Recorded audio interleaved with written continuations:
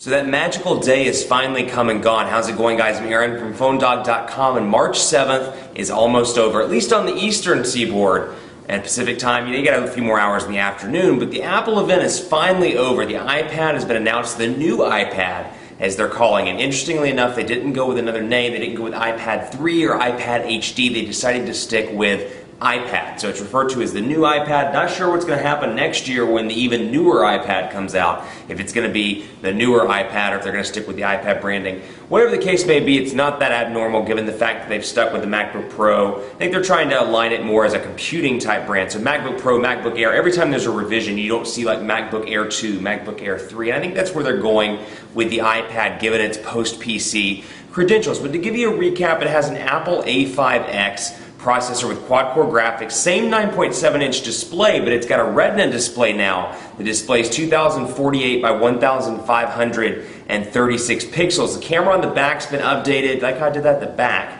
has been updated. It's referred to as an eyesight camera now, and it's at 5 megapixels with 1080p HD video recording. There's a FaceTime camera on the front, and it's packing the same body style. So no real differences in the design front, but it does have 4G LTE connectivity on Verizon and on AT&T, with the back end of, or with a fallback rather, of EVDO on Verizon and HSPA Plus on AT&T. It's also a world device, so you can use it overseas if you desire. Now, in terms of pricing, in terms of specs, it's staying the same: 16, 32, 64 gigabyte versions for $499, $599, $699, and then $629, $729, $829 for the Wi-Fi Plus 4G model. So, my question to you is, what do you think of this device? It's more of an evolutionary update like a lot of the stuff Apple's been doing recently. No huge updates to the design, to the processor, to the way it looks, the Retina display, a nice touch, and of course it's nice to have LTE connectivity as well. But I want to know what you think of it, and more importantly, in 2012, can this thing compete with Android tablets? Is this the best tablet ever? Is this something that Android should live up to? I'd like to hear from you, both in the comments on YouTube, on PhoneDog.com, just below the post,